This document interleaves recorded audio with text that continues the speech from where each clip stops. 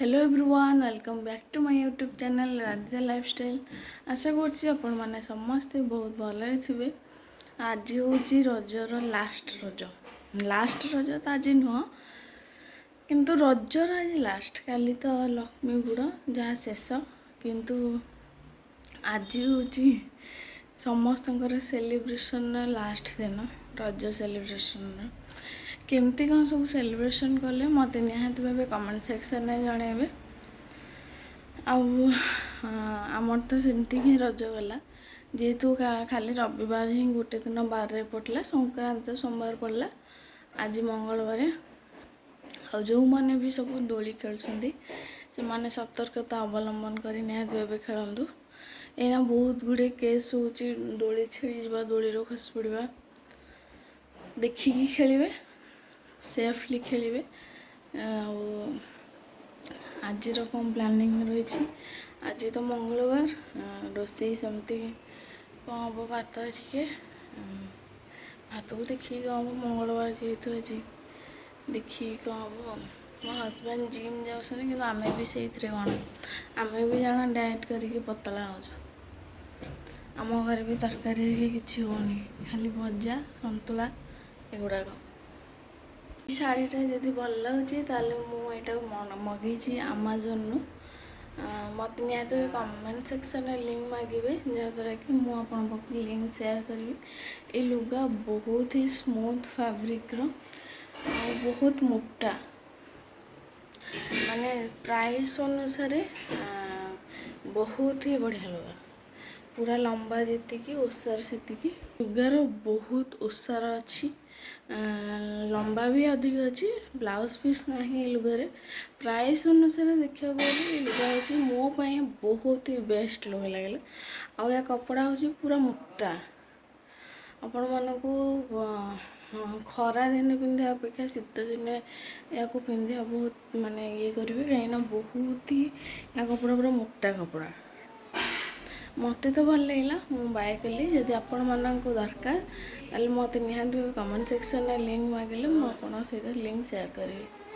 मो पुओ तार ब्रेकफास्ट खाई सारा एवं हजबैंड को पाली हजबैंड को तो सही ओट्स ही हम हम मैंने करदे मो बस ओट्स को एमती ही कै तापर एमती कदली आ काजू टे पकाए काजूटा ऑप्शनल थाए सब काजू पकाएनि इच्छा हुए बेले काजू पकईदे कि कदलीटा सब थाए जे कदली नाला तो खाली खाली देखा भाविली देखेदेवी कि मुझे एक्चुअली ओट्स करे से दिन कदली हजबैंड मन नाई कदली से स्किप हो काली जो पार्सल अनबॉक्सिंग कथा कहूली से पार्सलटा एवं अनबॉक्सिंग करवा माने से अनबॉक्स करना से जो काली जोड़ा कथा कहते से देखेनि आपण मानता मैं भी आज ब्लॉग रे देखेबी ना काली ब्लॉग रे देखेबी आज एबे जोड़ा देखेबी सेटा मामा ऑर्डर करसन पुओ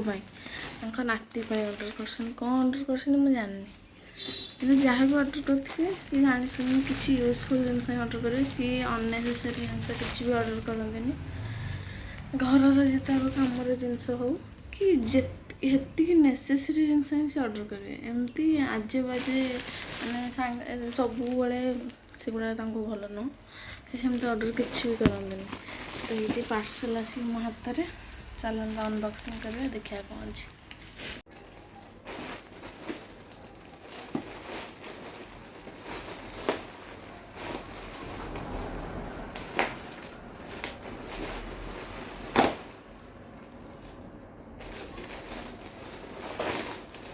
पुओ जो शोची बोली कहीं मुझे अनबॉक्सिंग कर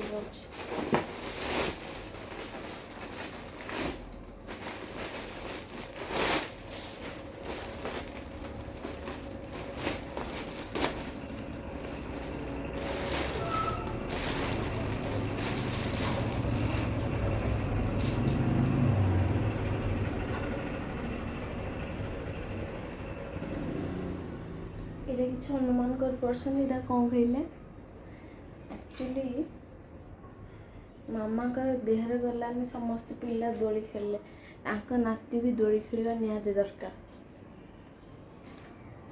ସେଥିଲାଗି ଏଇଟାକୁ ମୁଁ ଜାଣିପାରୁନି କ'ଣ ଖୋଲିବି, କେମିତି କ'ଣ ଖୋଲିବି।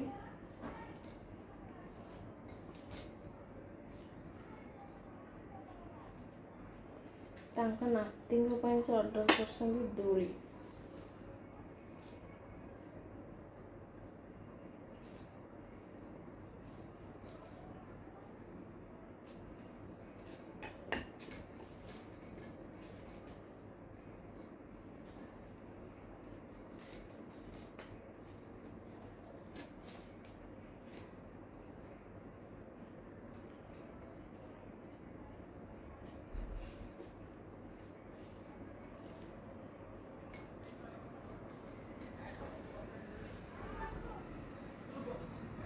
ଏଇଟା ତ ମୁଁ ବୁଝିଗଲି କେମିତି କିଛି, କିନ୍ତୁ ଏଇଟା କେମିତି ଲାଗିବ ମୁଁ ଜାଣିନି, କିନ୍ତୁ ବହୁତ ସେଫ୍ଟି ଅଛି।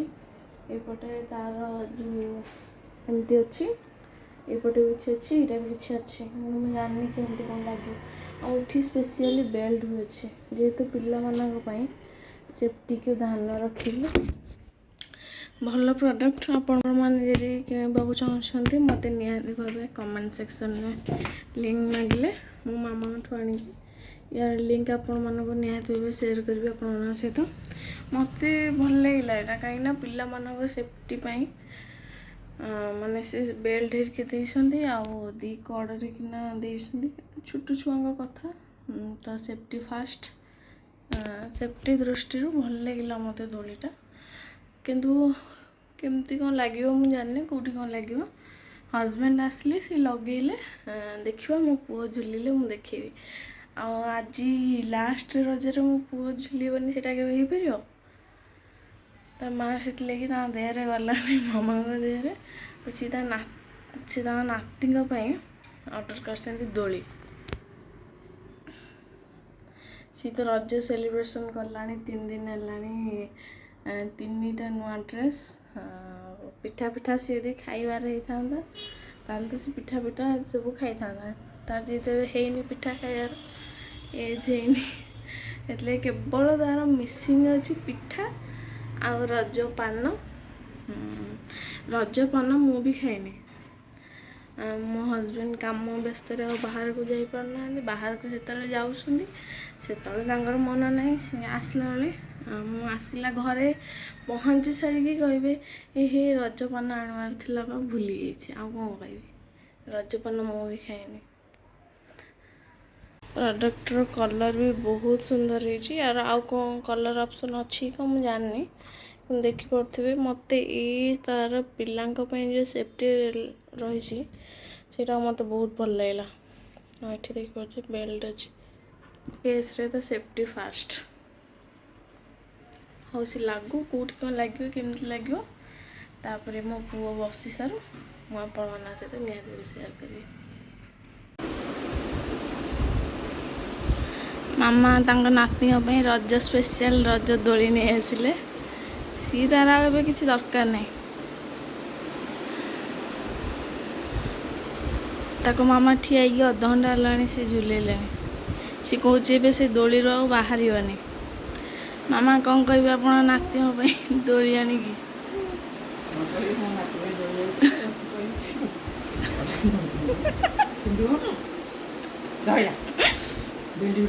ହଁ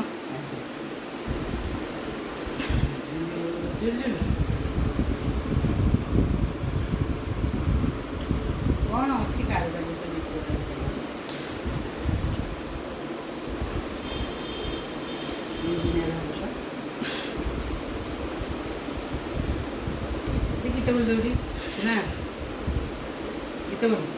ମାମା କହିଲା ମୋ ନାତି ପୁଣି ରଜରେ ଦୋଳି ଖେଳିବନି, ଏଇଟା ଏମିତି ହେଇପାରିବ?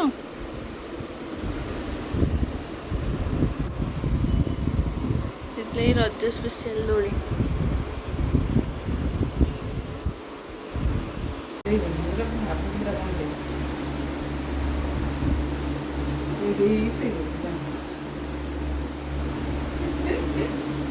ନିଦ ହେଇଲାନି ବୋଧେ। ମାମାଙ୍କର ଦେହ ଯେହେତୁ 2 ଦିନ ହେଲାଣି ଭଲ ନଥିଲା, ଏକ୍ସପ୍ରେସ୍ ଗ୍ୟାସ୍ ହେଇଯାଇଥିଲା। ଆଜି ହେଉଛି ତାଙ୍କ ଫରମାଇଶରେ ମୋତେ ଭେଣ୍ଡି ଯୋଡ଼େ ଭାଜେ ପଖାଳ ଖାଇବାକୁ ଖାଉ ତାଙ୍କ ପାଇଁ ଭେଣ୍ଡି ଫାଷ୍ଟ ଭାଜିଦେବା। ତାଙ୍କ ଦେହ ଭଲ ନାହିଁ, ଗ୍ୟାସ୍ ଏକ୍ସେସ୍ ଗ୍ୟାସ୍ ହେଇଯାଇଛି। ଯଦି ଆଜି ନ କମିବ, ଗ୍ୟାସ୍ ଯଦି ଆଜି ନ କମିବ ତାହେଲେ ମେଡ଼ିକାଲ ନେଇକି ଯିବା ଆଉ। ବହୁତ ହଇରାଣ ହେଇଗଲେଣି, ଗ୍ୟାସ୍ ଏକ୍ସେସ୍ ମେଡ଼ିସିନ ଖାଉଛନ୍ତି ଦେଖେଇକି ଆଣି, ତଥାପି କାହିଁ କମୁନି। ମୋ ମାମା ଡକ୍ଟର କନସଲ୍ଟ କରିବାକୁ ଟୋଟାଲି ବି ଯାଆନ୍ତିନି, ମାନେ ମୋ ଶାଶୁ ସିଏ ଡକ୍ଟର କନସଲ୍ଟ କରିବାକୁ ଟୋଟାଲି ବି ଯାଆନ୍ତିନି। ତାଙ୍କୁ କହିଲା ମାନେ ନାଇଁ ମୁଁ ଯିବିନି। କିନ୍ତୁ ଆଜି ଯଦି ନ କମିଲା ତାହେଲେ ଜୋର ଜବରଦସ୍ତି ନେଇକି ପଡ଼େ। ଲଞ୍ଚ ବି ମୋର ଅଧା ବି ସରିଲାଣି। ତରକାରୀ ହେଇସାରି ବର୍ତ୍ତମାନ ଆଳୁ ଭର୍ତ୍ତା ପରେ ଡାଲି ବସାଇଲା ପରେ ଲଞ୍ଚ କମ୍ପ୍ଲିଟ୍। ଆଉ ଯାହା ସାଲାଡ଼ ହେବ ଆଉ ସେତିକି ଅଛି। ଆଜି ଆଉ କିଛି ନାହିଁ ଖାଇବାରେ। ଆଜି ଏମିତିରେ ମଙ୍ଗଳବାର ଦେଖିପାରୁଥିବେ ମୋ ମୁହଁ।